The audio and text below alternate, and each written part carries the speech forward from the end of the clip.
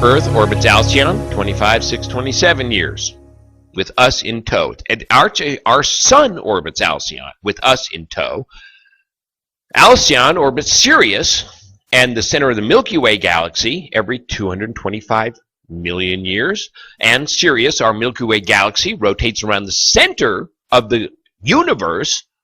Well, that would be a cosmic year, wouldn't it? Once around. We'll get to how many times we've been around. This, what you're looking at, is one of the most fantastic pieces I was able to find. This would be the galactic central sun. Is that Alcyon or Sirius? Okay, there's Earth. And you're going to find this has to be Sirius, and you're looking at a 225 million year cycle. This will be demonstrating our precession of the equinoxes and why the Earth wobbles the way it does, 23.5 degrees towards the great central sun, the center of the Milky Way galaxy, or away from it, depending on which is above or below the galactic equator. So not only do we rotate in a circle, we have an orbit which goes up and down. Then we have a pull. Now we don't have a pull. Now you'll see when it's in the center, it's straight up and down. There's no magnetics on either side. Keep this in mind. This is extremely important.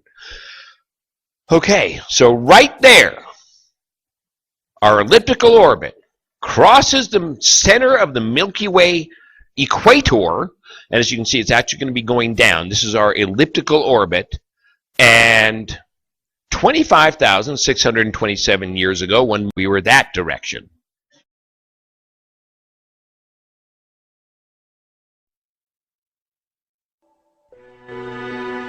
Ancient scholars who observed precession of the equinox provided a simpler explanation than a wobbling Earth.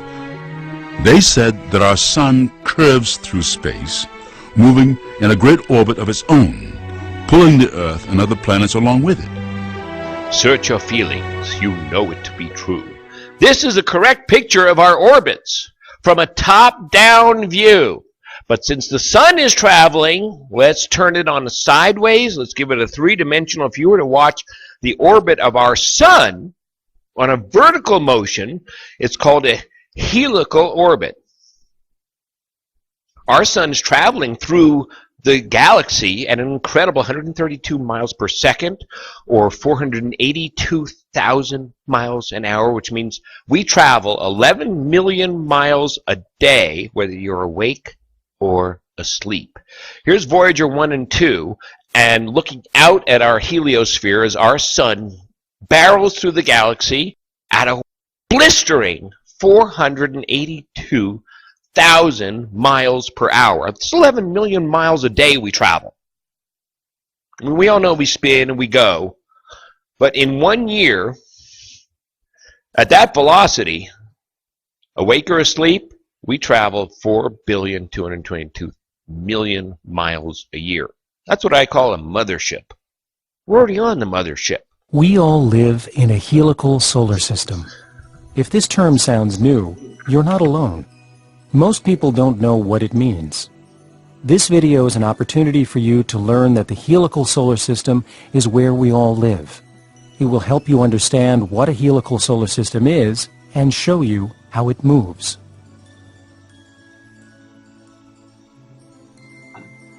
We live on planet Earth, one of the 8 planets revolving around a star we call the Sun.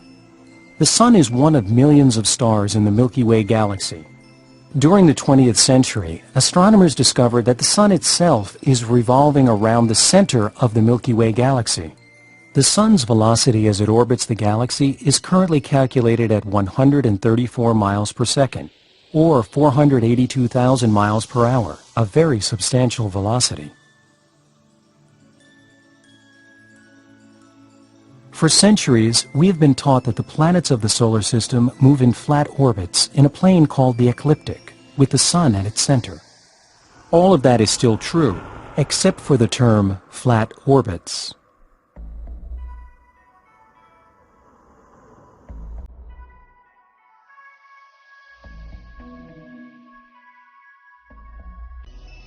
Because the Sun moves, no planet can follow a flat orbit. To keep pace with the Sun, it has to move in a spiral, or a helix as the astronomers call it.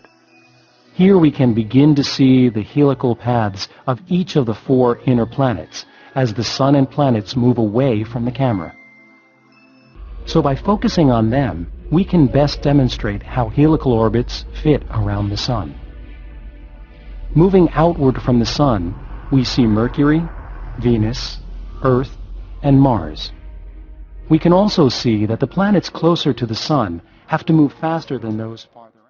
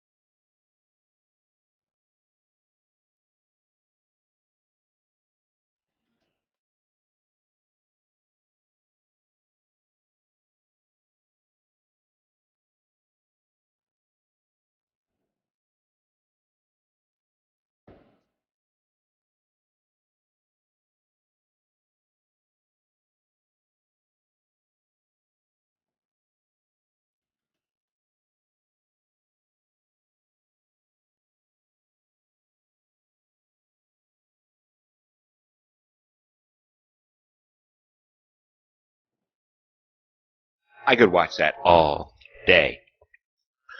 So as we're hurtling through the galaxy, one might say, well, you know what? Don't we line up with our central sun, Alcyon, every precession of the equinoxes, every 25,627 years? Absolutely. In fact, twice. Once at 12 o'clock and once at 6 o'clock. But we're over on this side of the galaxy. Right here, this is 25,627 years ago, 23,000 BC. Now, fast forward as we orbit in a counterclockwise position that way, with Alcyon in tow. Watch what happens when we fast forward one precession of the equinoxes, the alignment that we read about earlier, Earth with our moon, our sun, alignment with Alcyon and Sirius, all when? Anybody? Right on cue. I love that. Which means it's pretty big. The last time this happened was never. And for the life of me, I am going to apologize in advance. There's only one thing I could think of to call a triple solar alignment.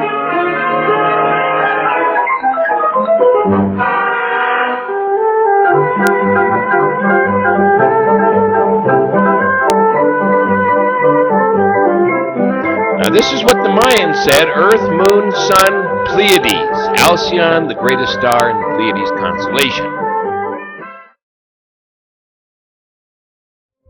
The most significant of the Mayan calendars was the Long Count. It tracks a 5,125-year era, beginning on August 11th, 3114 BC, and abruptly ending on December 21st, 2012. Did the Mayans actually intend this date to represent the end of time? Science has confirmed that the winter solstice in 2012 will coincide with an extraordinarily rare event called a galactic alignment. it will seem to place our Sun in the very center of our home galaxy, the Milky Way. From our vantage point within it, the Milky Way looks like a band with a dark rift in the center, a place where there are no visible stars. Mayan astronomers calculated that the winter solstice sun appears to line up within this dark rift center of the galaxy once every 26,000 years. Astronomers today have concluded that the coming galactic alignment will be the first such occurrence since the beginning of human civilization. They suggest violent solar storms hurling deadly radiation toward Earth, a magnetic polar shift, even a complete pole reversal. Scenarios that could leave our planet devastated. According to some interpreters, the Mayan calendar is clear. 2012 marks the end of time. Many believe that this is the date when the world will end.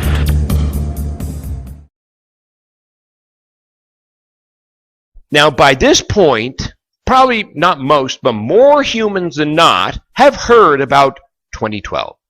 Some reference that the Mayan calendar, the last day, also marks, but within 31 days of now, virtually every human being alive on planet Earth will know that that means the world will end. The sky is falling. Which of course is preposterous. It's the most ridiculous thing I've ever heard in my life. Not one prophecy, scripture, piece of writing ever says the end of the world. Not one. It's nowhere. Chicken Little. It certainly doesn't say it in any Mayan prophecy. It's not in the biblical prophecy, not in any Indian prophecy, not in the Quran. Never says the end of the world. I have a standing offer for anyone to show me any prophecy, any writing that says it's going to be the end of the world. It doesn't exist. This world that we live on, this third rock from the sun, is exactly that. A big, giant rock. It's not going anywhere. There's only one prophecy, to my knowledge, which even correctly uses the phrase.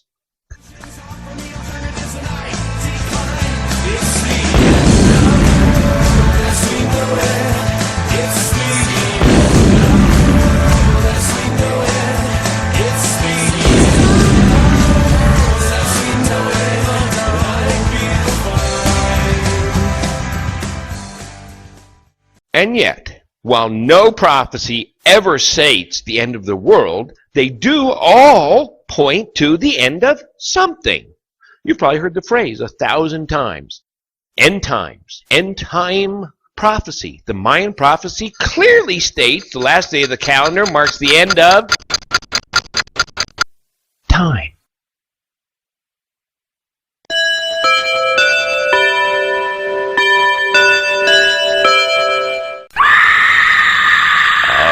Don't worry, it's not like it's the end of the world or anything. It's only the end of time. They called it a time of no time. Whoa. Trippy. Now, until time ends, time will appear to do many things. Speeding up. How many of you here have said or have heard people say, God, I just don't have time for it. I'm just so swamped anymore. Right? Anyone who remembers vinyl records knows that back then life was on 33 1/3. We lived life there. Somehow it got bumped up to 45, 78. Now it seems like we're at 115. And life goes by Monday, Tuesday, Wednesday, December already! Search your feelings. You know it to be true. I've posed this question of hundreds, if not 1,000 people. Name me a meal you ate day before yesterday.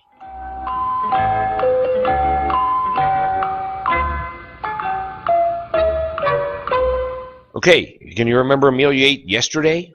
Day before yesterday? Why does it seem like that could be last week already or last month? Recently, 300,000 people marched in New York on climate change. In Washington, cities around the United States huge marches about climate change. I just have one thing to say. Stop trying to stop climate change. You might as well go stand out on the beach and ask a tidal wave to come. The ocean doesn't care. Go yell at the stars and tell them to move. Stop trying to change climate change. Stop trying to stop global warming. This happens every time we go through the photon belt. Melts the ice shields, we do a little shifting, a little dance. Some will, some won't, so what? And here we are 10,000 years later, ready to embark on it again. People say, wait a minute, what's the photon belt? Well, most of us have heard of the Van Allen belt of radiation. But the photonic band, this belt, which, as you see right here, this is off NASA's website. Earth is passing through an interstellar cloud. Not Voyager 1 and 2 found an interstellar cloud we may pass through. It's not we're about to pass through, going to. Earth is currently passing through an interstellar cloud of intense electromagnetic radiation. NASA scientist Alexei Dmitriev, when asked, how large is this thing? 760,000 billion miles wide. 760,000 billion miles across. Even at 11 million miles a day, when Alexei Dmitriev was asked how long is it going to take Earth and our solar system to traverse this, so I don't know, but if I had to guess, I'd say about 2,000 to 3,000 years. Cha-ching! This has been an Earth 2017 Special Report. I'm Marc the Arcturian. Doom and gloom is next over most of these stations.